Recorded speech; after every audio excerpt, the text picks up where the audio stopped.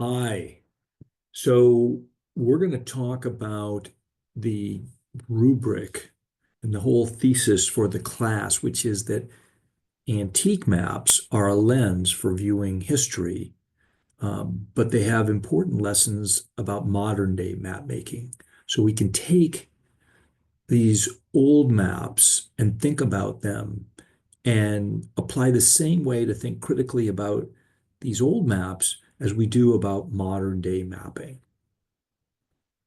So I gave this talk about 4 years ago. For my day job, I help companies make geospatial decisions. And what I've realized is that the principles from some of history's greatest cartographers are applicable to our work and guide our work. So I gave this talk. This is Webster Pacific. My partner Steve Williams has been with us a long time, and if you want to read about me, I've got you can look at this. But this is the kind of work that we do. We work in education, retail, fitness, real estate, fashion, and a lot of our work is about these questions here in the lower right. Which city, where in a city, and other questions. You may have seen this before. This is an overview for the class. So this is the rubric. The critical elements of a map come from 6 elements, and my contention is that they're as relevant as they were 2 centuries, 2 millennia ago as they are today. So there's 4 key questions. We're going to talk about those. The most important of those is, what question is the map trying to answer? And so the second piece is logic, the logic employed in making the map. The third is how the data is collected. The fourth is how estimation was used, or did it become speculation? Fifth is the design of the map. And then lastly, how has this map been iterated over time? So we're going to look at these 6 elements, and we're going to think about them in terms of antique maps, and then we're going to jump into the modern day mapping world. And we're going to go back and forth through each one of these elements. So I'm going to pass up this slide, and now we're going to focus on the questions. And last year there was only one, but now there's 4. Um, who made it and when did they make it? So I guess there's 5. Who paid for it? What was the intended audience? And what question is the map asking? That is the critical one, but these other ones, when you ask this about any map, you're going to get enlightening answers if you can get them. So some old examples. This is a Mappa Mundi, a medieval map of the world from 1265.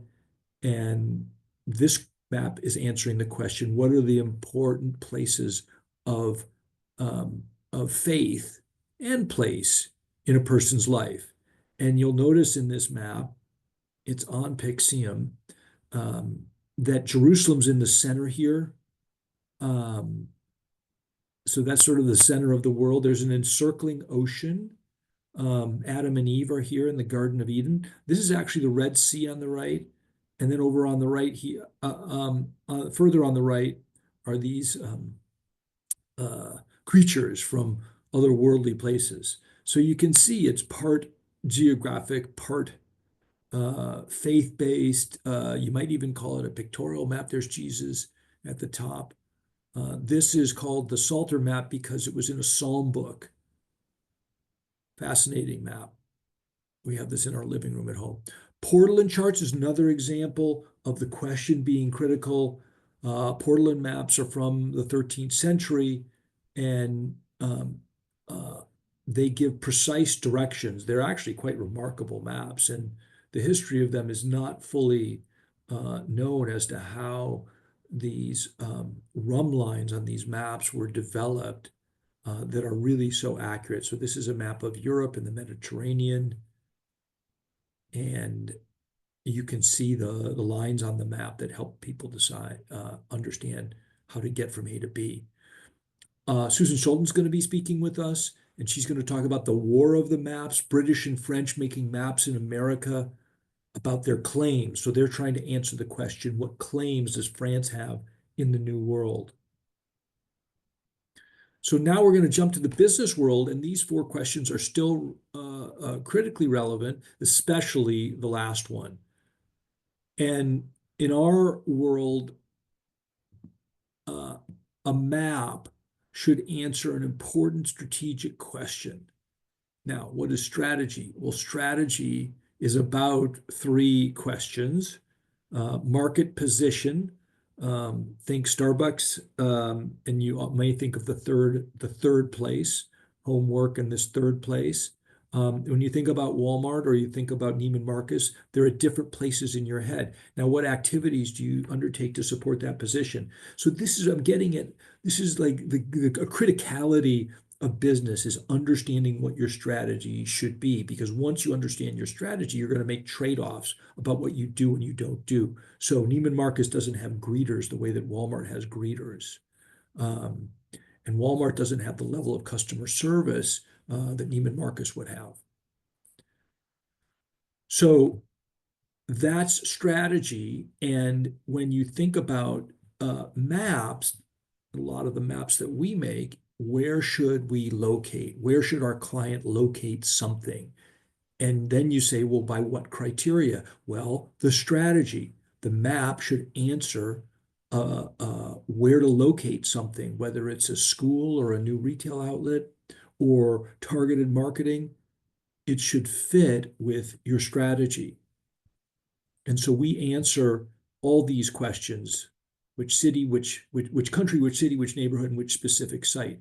Here's an example of a client who wanted to locate in a particular neighborhood, and they wanted to be close to fashion competitors, away from mass market, away from crime. And so we came up with some possible retail neighborhoods for them. This is Beverly Hills, and we're comparing 2 locations, one on Rodeo Drive, one on Beverly Drive. So we're looking at specific sites to locate at. And what's interesting is that Rodeo Drive, while it has more sidewalk traffic, it actually has the same amount of in-store traffic. And so why wouldn't you choose the same amount of in-store traffic for a much cheaper price? Because Beverly Drive trades for a lot less per square foot than Rodeo Drive. I'm going to give you a couple slides here. The thesis in this for this client was that we should locate a new school in this client's example where demand is greater than relevant supply. And the shading, the purple dots are the relevant supply, and the heat map is the demand. And so you might think, well, maybe we should locate here because the demand is all here. And yeah, there's some supply. But when you actually do the math, you end up with a map that looks like this. This is demand minus supply in the whole market. And you find out that the western side of the market was oversupplied. So the question was, where is demand greater than supply? And so we made a map to answer that specific question. Map makers have to be careful to not make this mistake of just explaining things instead of answering a particular question that fits with the strategy. Explaining is a trap, but navigating, helping to navigate, answering a specific question is where there is value. This is an example of how we didn't, early on in our work for this client, we did a lot of explaining, but we didn't actually give them the answer. Okay, the second key element is logic. What is the logic of the map? This often translates into the projection of the map, and we're going to talk about what that is. Or and that's historically the projection. In modern day maps, this can often mean what's the math that you're doing to answer your question. So again, one of the fundamental pieces of logic in all maps is the fact that the Earth is round. This was proven by a guy named Eratosthenes, who had this tricky little experiment that he did to estimate the circumference of the Earth, and he was incredibly accurate for doing this in about the year 200 BC. Ptolemy came along in about 150 AD and wrote a book called The Geography, and in it he introduced the concepts of longitude and latitude. So those concepts, they've been around for a long time. What's fascinating is that they didn't really go anywhere because of the fall of the Roman Empire, and even in Islamic countries, geography along the lines of longitude and latitude and that level of accuracy was not developed. But then in 1482, Ptolemy's work was recovered and a map was made of it. So this is now 1,200 years later, 1,300 years later. It's amazing. And this map is made showing Ptolemy had written out the instructions, but he hadn't made, well, a map didn't survive. So this map was made in 1482. It's a fascinating map, and it has somewhat of a projection on it. You can see lines of longitude and latitude. That's the logic of the map. Now, the projection, okay, projections are fascinating things. You can't take a round object and perfectly solve for what that round object looks like when you project it into two dimensions. It's an impossible problem to solve perfectly. So how you project is a critical part of the map, the logic behind the map. Tissot's indicatrix shows you the distortion in maps. So every orange circle is the same amount of square miles. But because of the projection, and this is the famous Mercator projection where Greenland is so much bigger or as big as Africa, and it's really not, but that's because of the projection. And this shows you how this particular projection causes distortion. And distortions either happen in size or in shape. And you can see this projection on the right, the Mollweite. There's some crazy names for projections. How these circles are a lot more equal area, but the shapes now are somewhat deformed from they're not, the shapes are all not the same. So again, no perfect solution. This is the Mercator map again, and this is a famous map by a guy named Blau in the Mercator projection. It's a wonderful map. If you click on any of these, you can click on the link on it and go to that particular image on Pixium. This is in a cartographic history of San Francisco. That's a pretty cool exhibit to explore. Okay, moving on, a couple other projections. There's a lot of different ways of doing projections. I love this map. It's in our living room. Henrik Hondius did this in I believe it was 1606. And yeah, there it is in our living room on the left. And you can see the it's called a stereographic projection with two equatorial aspects. So the aspect is the place that's sort of at the center of the map. Of course, panoramic maps is a completely different projection. They're fun to look at. There was a whole wave of them in the late 19th century. Every city in America had to have a panoramic map of their city. Here's one of San Francisco that's really cool. Let's take a quick look just for fun of this. Okay. Moving on to the modern day world where logic in a map is often a part of the shape files that you use. So here we've got a map of San Francisco, and the shape files that we use are given to us by the census. There's block groups, census tracts, zip codes, and counties. We go through some logic to estimate demand. So we're using data and using some logic to estimate demand. This was for a client that was looking at the demand for education. And so that logic then translates into maps. The map on the left is just, this is New York, but here we're looking at demand per demand density. I'm not going to go into this too much, but part of the logic in some modern day mapping is how you actually do your calculations. A couple of critical aspects of how we do mapping is to have these things, we call them high frequency points, and then to draw catchments around particular points. So you can see here on the right map, a location is here in green. Let me make this a little bit bigger. A location in green, and then you can see catchments. These are 10, 20, 30, and 40-minute drive times around this particular catchment. So those are foundational elements for doing math. So for each one of those high frequency points, we can do math at a 10, 20, 30, 40-minute ring around each one of those thousands of points that are here. And so the map on the right is what happens when you've looked at demand within 10 minutes around every single one of these points. Pretty interesting. Okay, system. How do you get the data? This was as important in the past as it is today. What process do you go through to get data for your map? A system is a set of principles according to which something is done. And when I say system, I mean how data is collected and how maps are made and how they are consumed.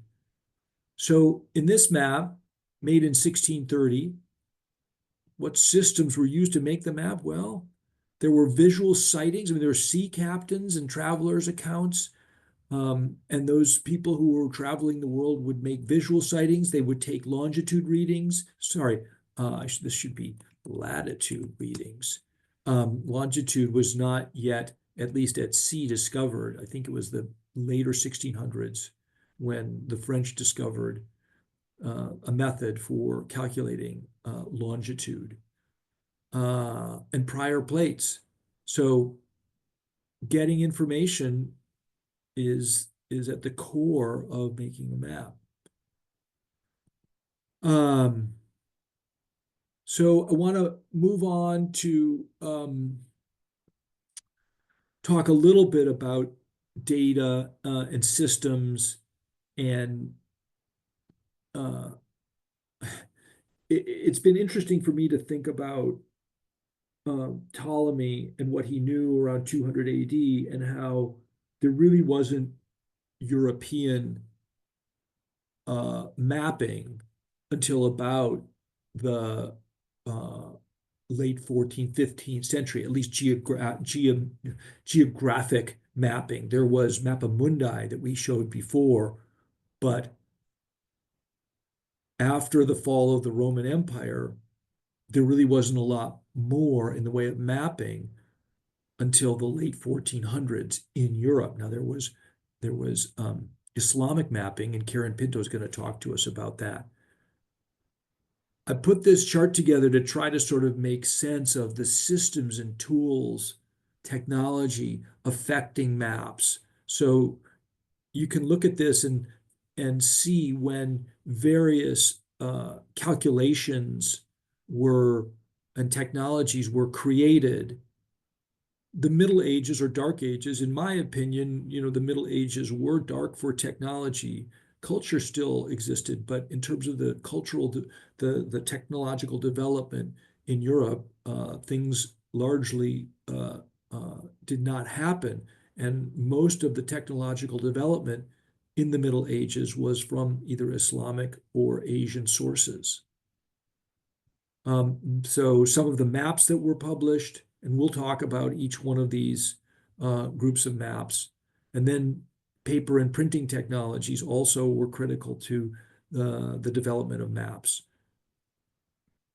Another system, and this is a more modern day map, is called echo sounding. Marie Tarp and Bruce Heesen used echo sounding to make this amazing map of the ocean floor in 1977. And so, hey, in the modern day, we use tools, right? Anyone who's making any maps uses tools. We also do web scraping to collect data, uh, and then we show that data based upon scraping and all the various tools and ways that we have to get data. Mobile data is a thing. I love this. This is a plot of mobile data. And what we're looking at here, the green box is a school in Miami. Um, and it's the Ransom Everglades school, private school.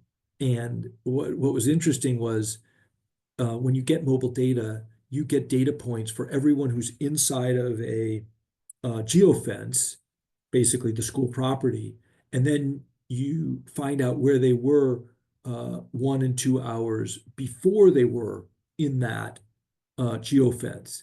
And what's interesting here is that there's a bridge here and there's a bridge over here on Miami Beach, but there's no bridge here. This is students going to school by boat. Okay, let's talk about estimation. And I'm actually not going to go into this what is a map section. We'll talk about that at another time. What I really want to point out is, and I'm going to jump now, give me a second. I'm going to jump to this concept of estimation and speculation. How do you know when you're making a map what is an estimate and what's a speculation? Well, you can look at it and you can kind of tell. I mean, we're fortunate that we know that California is not an island. We know that there's no island of Brazil in the middle of the Atlantic. Like we know things on maps that were inaccurate. But I'm fascinated by how people who are making maps make estimations, sometimes speculations. So when you make, this is just a schematic of how the line between estimation and speculation is breached. And nobody, I don't think, although when we look at some certain of our maps, open polar sea, maybe they knew they were speculating, but still were making the map anyways. But it's interesting to think about what you know when you make it, and when you make the map and what actually turns out happening after the fact. You want to avoid and speculation, obviously. And if you show what you don't know, well, you're accurate, but your map is less valuable. So estimating intelligently is a bit of an art. Okay, I'm going to move on from that. I'm not going to cover this. We can talk about this more about how a map can be inaccurate, excuse me. Awareness and knowing, I don't think we need to go into this. I told you that map was in our living room. Wonderful book called The Phantom Atlas about all sorts of myths and lies and blunders on maps. It's a terrific book. And you'll notice on this map, this one that's in our living room, California is an island here, which clearly was wrong. There's also a line drawn here, very speculative about the southern continent. There was this theory that had been around for a millennia that if there were land masses in the northern hemisphere, there had to be a counterbalancing landmass in the southern hemisphere. And it was pretty much not debunked until Captain Cook went to the South Pacific in the mid to late 1700s and proved that there was no southern continent. Did find Australia. Okay. Continuing on estimation, I'm going to give you a modern day example of how we estimate. So these two maps are the same. On the left is San Francisco, on the right is Shenzhen. On the right, this is all that you get. And so this granularity is not that useful for us. And so we go through an exercise to build in more granularity here in what we think is a reasonable methodology. So we use road networks, um, and we end up with a map with squares. So where there are roads, there are people. There are parks, there are not people. Where there are buildings, there are people. Where it's industrial areas, there are not people. So these red roads are populated by our residential areas, and the blue ones are more industrial areas. So we use various data sources to make an estimate of where the people actually live. And that's this map on the right, and that's an estimation, a modern day estimation. This George Bach said a wonderful quote: all models are wrong, but some are useful. All estimations are estimations. They're going to be wrong, but if you do it right, it can be useful. Okay, we're going to talk for a minute about design. Design intends to solve a problem or achieve a goal. This is what distinguishes art from design. Art seeks to express, design seeks to solve. Design of a map is solving the problem of how to show information. And it's critically important to the functionality of a map. Will Lidwell has been a speaker the last 2 years, not this upcoming year. One of his colleagues, Jared Thorne, will be speaking to us.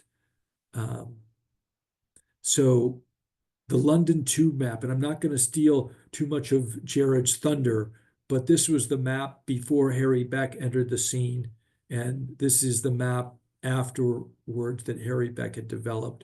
And we'll let Jared, hopefully he'll talk about that. This is some of Webster Pacific's early work, and a bad design, horrible design. This is a much better design, giving an answer to a particular question. We have a speaker this year who's a brain surgeon, talking about what happens in the brain when it meets a map. I also hope to have someone from Lighthouse, which makes maps for the blind, come to our and speak at one of our classes. But the last piece is about iteration. And there's two kinds of iteration. There's multiple map makers iterating on the same subject. And then there's also one map maker making a map over and over again. And we're going to go over the first kind about California. And California is an island. This is one of the first maps of North America. You can see it over here on the left side. It says America down here. And then you can see North America here in 1570. It's a continent. And in 1602, the Spanish went up the coast of California onto the east of the Baja Peninsula and sent back some information that was wrong. And it ended up making this map in 1625, which shows California as an island. And it continued for 100 years. It's wild. Continued for 100 years. California was shown in European maps as an island. Here's 1694. Here's 1719. He's like, maybe it's not an island.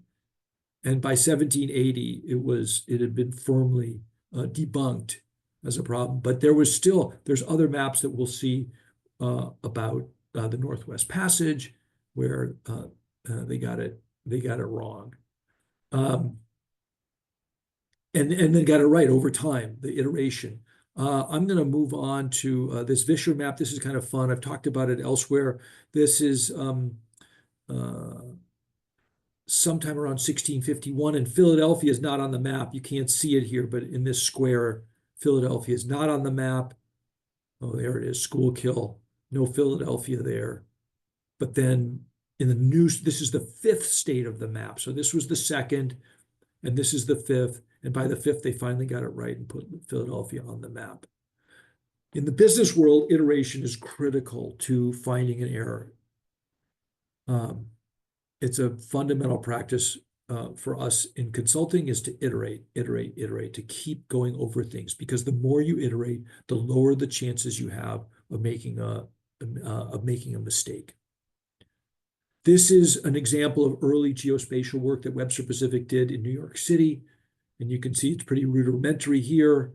We also did this, which was kind of confusing to try to understand New York City and what was where the museums and whatnot. And then we finally got down to a much better system looking at demand minus supply in particular areas. We do make mistakes, and this is an example of us mapping in Shenzhen. And you can't have, these are real estate listings, and you can't have them on the water. We had the Chinese go to great lengths to make it hard for people like us to use data and make maps, so they offset roads from actual land. And so we ended up with real estate in the water. We fixed that mistake. And that was through iteration. Once you see, no matter how far you've gone down the wrong path, turn back. So that's it. I think that this we've gone over the 6 elements, and I hope this has been helpful. And I look forward to meeting you on January 7th. Okay.